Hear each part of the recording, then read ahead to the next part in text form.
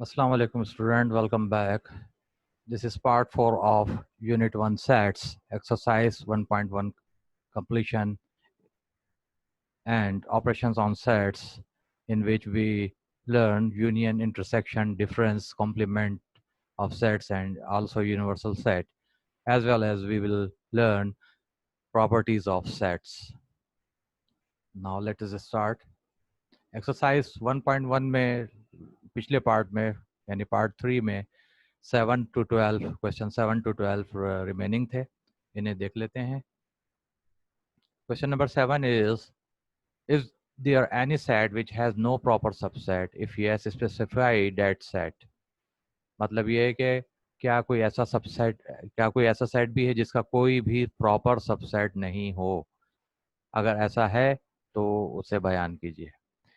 Proper subset recall कीजिए क्या होते हैं. प्रॉपर सबसेट वो अगर एक सेट गिवन है और उसके तमाम एलिमेंट्स किसी दूसरे गिवन सेट के अंदर आ जाएं, यानी एक सेट बी, उसके अंदर जितने भी एलिमेंट्स हैं वो किसी और गिवन सेट ए में मौजूद हों, तो B is a subset of proper subset of ए.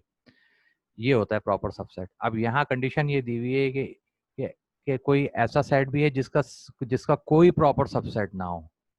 तो जी हाँ, नल सेट या एम्प्टी सेट एक ऐसा सेट है जिसका कोई प्रॉपर सबसेट नहीं होता, क्योंकि इसका एक ही इम्प्रॉपर सबसेट है और वो ये खुद है. ठीक है. Yes, it is null set phi and its subset is also phi या एम्प्टी सेट. इसी तरह क्वेश्चन नंबर 8 है, find a set which has only one proper subset.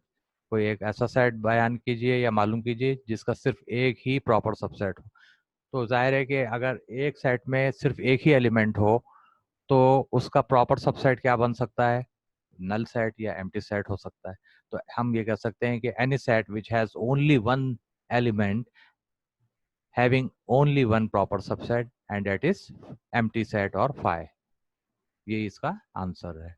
Question number 9 को देखिए. If number of elements in a set A equals to 10, एक set कोई ए है, उसके एलिमेंट्स की तादाद क्या है? 10 है. देन उसके पावर सेट ऑफ एलिमेंट के नंबर मालूम, ये number of power set of elements is equal to, ये मालूम करना है. तो हमारे पास फार्मूला है 2 पावर m. तो 2 पावर m से मुराद यहाँ पर नंबर ऑफ एलिमेंट्स. तो 2 पावर 10 अगर जब हम निकालते हैं तो ये बन जाता है 1024. हमें मालूम है कि 2 पावर 10 का मतलब ये 2 को अपने आप से हम कितनी दफ़ा मल्टीप्लाई करेंगे? 10 टाइम्स मल्टीप्लाई करेंगे अपने आप से. Question number 10, use the set builder form to give an example of a null set. एक एग्जांपल दें सेट बिल्डर फॉर्म को इस्तेमाल करते हुए as a null set. Null set एक ऐसा सेट जिसके अंदर कोई एलिमेंट मौजूद ना हो. तो इसकी बेशुमार हम मिसालें दे सकते हैं. Name of the month which which which is before January. एक ऐसा एक ऐसा महीने का नाम जो जनवरी से पहले आता है. या name of the letter which before A in alphabets of English language. तो अल्फ़ाबेट इंग्लिश लैंग्वेज के ए से ही शुरू होते. इससे पहले अगर कोई हमसे मांगा जाए कि इससे पहले कौन सा लेटर आता है, तो वो 0 है, कोई भी नहीं है ऐसा, तो नल सेट हुआ. ठीक है. तो इसी तरीके से यहाँ पर सेट बिल्डर फॉर्म में मैंने एक एग्जांपल बयान की है कि g equals to x such that x is an member of natural number.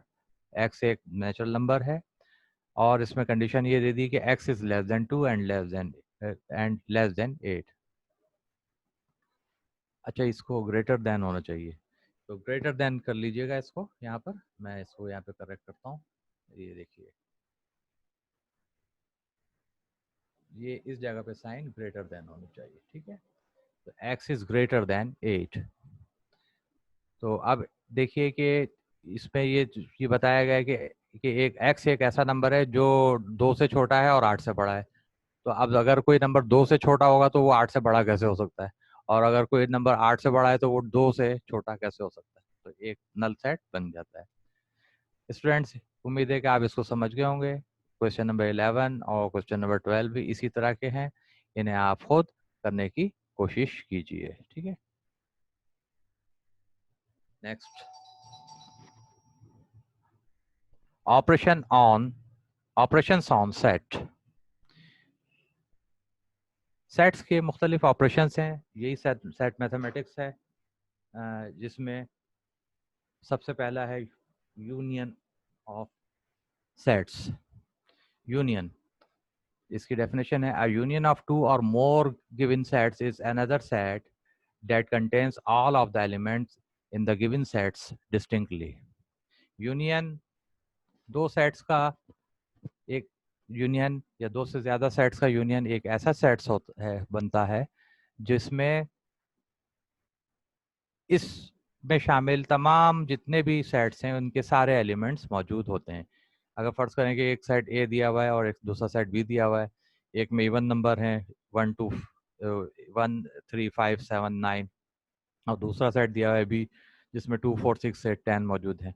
तो अब ए यूनियन बी जब हम बनाएंगे तो 1 से लेकर 10 तक सारे एलिमेंट्स इसमें आ जाएंगे, यानी इस दोनों सेट्स को मर्ज कर देंगे, ठीक है। इस तरह हम यूनियन, और इसको जाहिर जो करते हैं denoted by the sign U, denoted by the sign U between two sets. तो हम जो है इस तरीके से ये जाहिर करेंगे। दूसरा जो हमारे पास मौजूद है ऑपरेशन, वो है इंटरसेक्शन। इंटरसेक्शन का मतलब ये है कि कॉमन कॉमन चीज़ें हम निकालें। तो कॉमन चीज़ों के लिए क्या होता है कि an intersection of two or more given sets is another set that contains all of the common elements in the given sets distinctly, denoted by the sign, ये क्या है, इनवर्स यू को उल्टा कर दें तो ये साइन बनती है, ठीक है। तो मतलब ये है कि इंटरसेक्शन दो सेट्स जो भी दिए हुए होंगे गिवन सेट्स, उनका इंटरसेक्शन का मतलब ये है कि तमाम कॉमन एलिमेंट्स को हम उनमें से निकाल लें, तो ए इंटरसेक्शन बी जो है वो कॉमन एलिमेंट्स पर कंसिस्ट होगा, ठीक है। तो इसको हम एक्सरसाइज में करेंगे और भी आसानी से समझ में आएगा। डिफरेंस, अब देखिए डिफरेंस, डिफरेंस वैसे भी हमें मालूम है कि दो चीज़ों में फ़र्क को कहते हैं difference. If set A and B are two given sets then their difference denoted by A dash B या ए माइनस बी, इसको मैंने हाईलाइट यहाँ पर किया है। तो A minus B is a set that contains of those elements A which are not in B।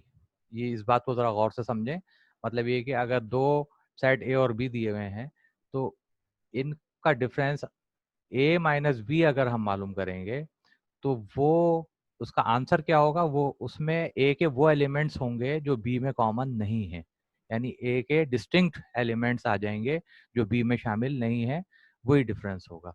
और इसको हम जाहिर करते हैं ए माइनस बी से। अब अगर फर्ज करें कि बी माइनस ए कर दिया जाए ए के बजाय, तो अब बी के वो एलिमेंट्स लिए जाएंगे जो ए में नहीं है, ठीक है। तो इसलिए ए माइनस बी और बी माइनस ए कभी भी एक जैसे नहीं होंगे, इसीलिए यहाँ पर ये मैंने नोट डाला है कि B A minus B is not equals to B minus A. Next operation है symmetric difference. Symmetric difference is a special type of difference. If set A and B are two given sets, then their symmetric difference denoted by A delta B। ये देखिए, ये जो एक triangle बनी हुई इसको पढ़ते हैं डेल्टा, A delta B। तो if a set A and set B are two given set, then their symmetric difference denoted by A delta B is another set which contains all the uncommon elements of both sets A and B। मतलब क्या हुआ, मतलब ये कि symmetric difference में actually ए और B के वो एलिमेंट्स आ जाते हैं जो दोनों में नहीं होते, यानी अनकॉमन एलिमेंट्स आ जाते हैं। यानी इंटरसेक्शन का उलट है, समझ लें, इंटरसेक्शन में सारे कॉमन एलिमेंट्स आ जाते हैं और सिमेट्रिक डिफरेंस में सारे अनकॉमन एलिमेंट्स बनाए जाते हैं या लिखे जाते हैं, ठीक है। Universal set, a set which all the sets a set which all the sets under consideration is called universal set. Universal set एक ऐसा सेट होता है जिसमें उसके साथ साथ जितने भी गिवन सेट्स हैं अंडर कंसिडरेशन, वो सब के सब ऐसे सेट में मौजूद हो। मतलब ये कि अगर आपको दो सेट दे दिए गए हैं, फर्ज करें कि एक सेट का नाम ए है और वो है इवन नंबर्स 2 4 6 8 10, दूसरा सेट बी दे दिया है 1 3 5 7 9 यानी ऑड नंबर्स, तो यूनिवर्सल सेट क्या होगा इनका, या यूनिवर्सल सेट जो गिवन होगा वो होगा 1 से लेकर 10 तक सब मौजूद होंगे। यानी इसमें ए सेट भी आ गया और सेट बी भी आ गया। तो सेट ए और सेट बी का समझ लें कि पेरेंट सेट जो होगा वो यूनिवर्सल सेट होगा। All the sets under consideration जिसमें होंगे वो यूनिवर्सल सेट होगा। It means all the given sets are the subsets of universal sets. मतलब यही हुआ कि जितने भी सेट्स अंडर कंसिडरेशन होंगे वो सब यूनिवर्सल सेट के सबसेट्स होंगे। और यूनिवर्सल सेट को डिनोट किया जाता है, it is denoted by you, capital you को हम यूनिवर्सल सेट के तौर पे यूज करते हैं। Complement of sets, another operation complement. Let U be a universal set and let A is another set, let A is another set such that A is a subset of universal set. Then the complement of A is a set which follows U minus A, difference of U and A. इसको यूं समझें कि complement का मतलब क्या होता है। कि कॉम्प्लीमेंट का मतलब ये है कि किसी भी गिवन सेट को जो कि सबसेट हो किसी यूनिवर्सल सेट का, तो यूनिवर्सल सेट का डिफरेंस निकाल लिया जाए इस सबसेट से। यानी ए के ऊपर अगर प्राइम लगा हुआ है तो इसका मतलब यू के वो एलिमेंट जो ए में नहीं है। अगर बी सेट कोई है तो बी के वो एलिमेंट, यू के वो एलिमेंट जिसमें बी के सेट्स के एलिमेंट्स को शामिल नहीं किया जाएगा। ठीक है, तो that is complement of sets. Hopefully आप समझ गए होंगे। फिर इसके बाद हम नेक्स्ट देखते हैं कि क्या है। Properties of union and intersection of 2 और 3 सेट्स। 2 या 3 गिवन सेट्स होंगे, उनकी प्रॉपर्टीज ऑफ यूनियन और इंटरसेक्शन देखिए। फर्स्ट प्रॉपर्टी है commutative property of union. For any two sets A and B, A union B equals to B union A. इसको जरा समझ लें। मतलब ये है कि अगर दो सेट ए और बी दिए हुए हैं तो उनका अगर यूनियन बनाया जाए, तो अगर पहले सेट ए को पहले लिखा जाए और बाद में बी को लिखा जाए और फिर यूनियन बनाया जाए, तो इससे जो रिजल्ट निकलेगा वो उस रिजल्ट के बराबर होगा कि अगर पहले हम ए के बजाय बी लिख दें और यूनियन का मार्क के बाद ए का सेट लिखें, तो अब दोनों सूरतों में जो यूनियन का रिजल्ट आएगा वो सेम रहेगा। ठीक है ना। इसको बहुत आसानी से हम समझ सकते हैं कि यूं समझें कि हमारे पास आइसक्रीम के मुख्तलिफ फ्लेवर हैं। फर्ज करें कि एक बच्चा ए एक्स है, उसके पास जो है वनीला और चॉकलेट आइसक्रीम है। दूसरा बच्चा बी है, वाई है, तो उसके पास जो है मैंगो और स्ट्रॉबेरी फ्लेवर की आइसक्रीम मौजूद है। ठीक है। तो अब अगर यूनियन का मतलब ये हुआ कि मर्ज करना सारे एलिमेंट्स को, तो अगर आप इन सारे एलिमेंट्स को मर्ज करेंगे तो एक्स यूनियन वाई क्या हो जाएगा, इसमें स्ट्रॉबेरी, वनीला और मैंगो फ्लेवर और चॉकलेट फ्लेवर ये चारों के चारों आ जाएंगे। चाहे आप जो है पहले बच्चे से आइसक्रीम पहले लें या दूसरे बच्चे से आइसक्रीम पहले लें, लेकिन यही चारों एलिमेंट्स हैं तो यही चारों ही आएंगे। ठीक है, रिजल्ट सेम रहेगा। नेक्स्ट प्रॉपर्टी है कम्यूटेटिव प्रॉपर्टी ऑफ इंटरसेक्शन।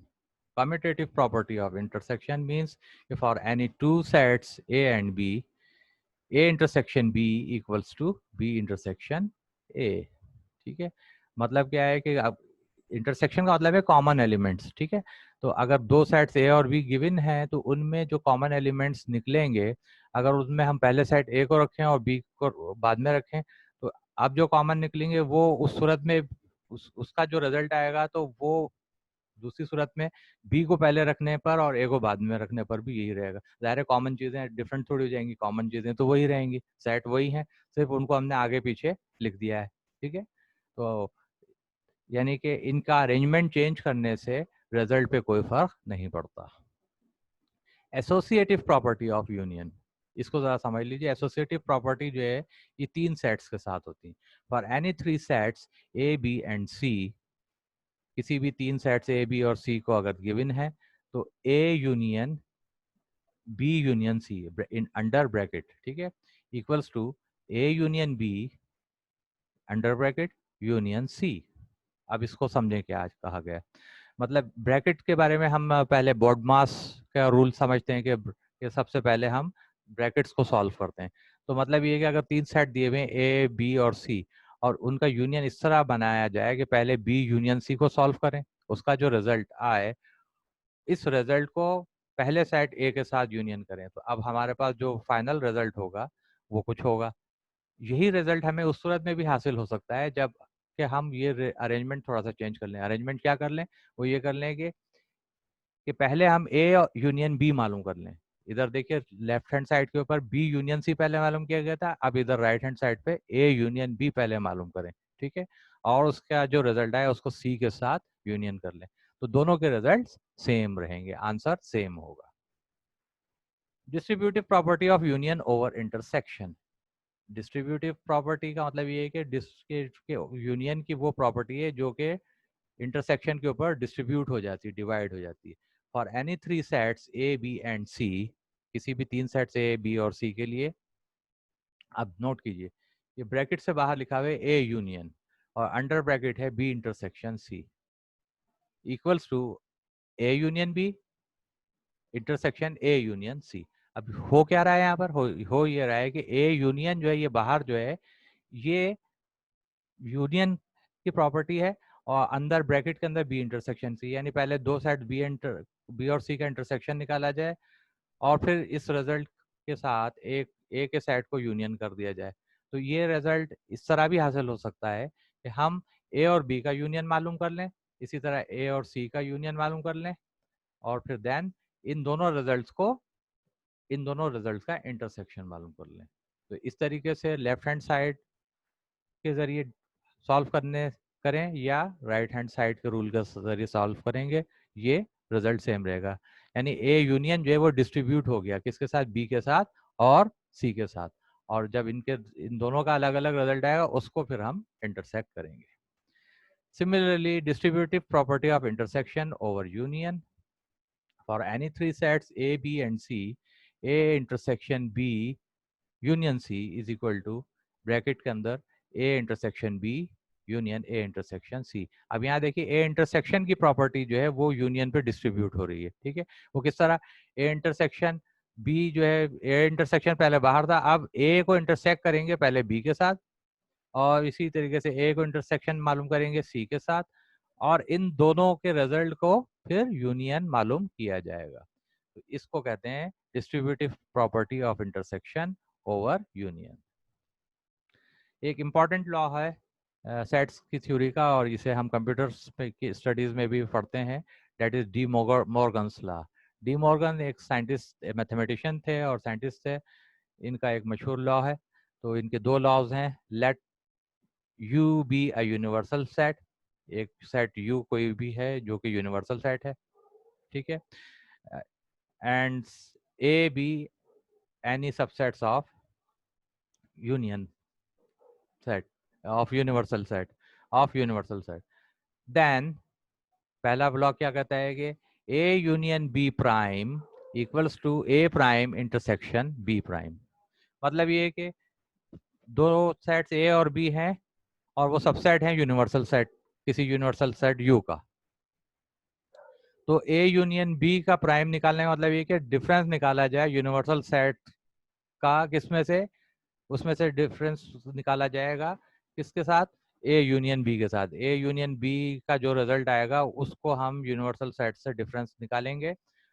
तो वो रिजल्ट जो होगा वो किस तरह भी हासिल हो सकता है कि हम पहले ए प्राइम निकाल लें या ए कॉम्प्लीमेंट निकाल लें, फिर बी कॉम्प्लीमेंट निकाल लें और फिर इन दोनों के रिजल्ट को इंटरसेक्ट कर लें, यानी A dash intersection B dash.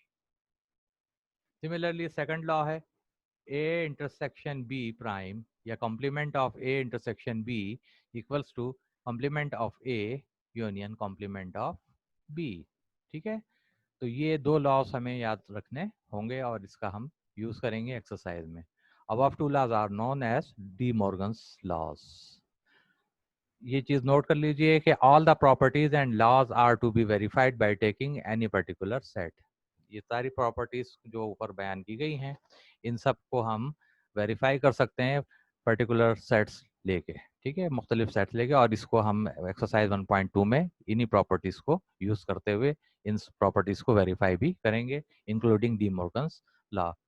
Hopefully आप इस चीज़ को अच्छी तरह समझ गए होंगे। अब आपका करने का काम ये है कि आप अपने रजिस्टर में इन प्रॉपर्टीज़ को लाजमी तौर पे एक्सरसाइज 1.2 से पहले उतारेंगे, कॉपी करेंगे।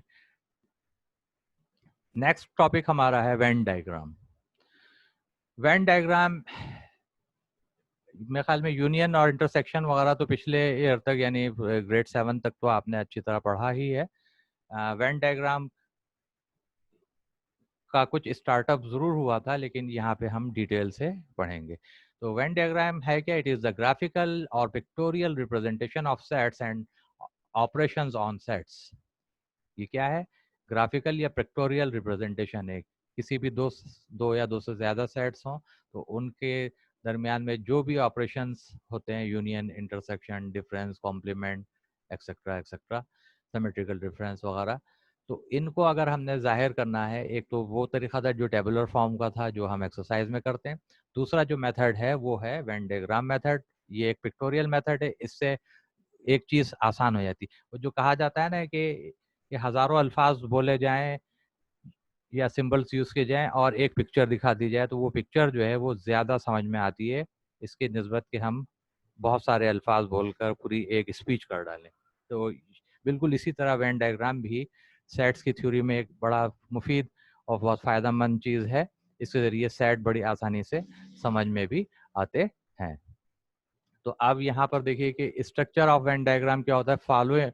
Following are the essentials of a Venn diagram. तो वेन डायग्राम, अच्छा इसमें एक चीज़ और भी रही कि as a picture is much more easy to understand than words or symbols. So Venn diagrams are also more useful and effective to understand the set theory. Okay, ये बात मैं कर चुका था।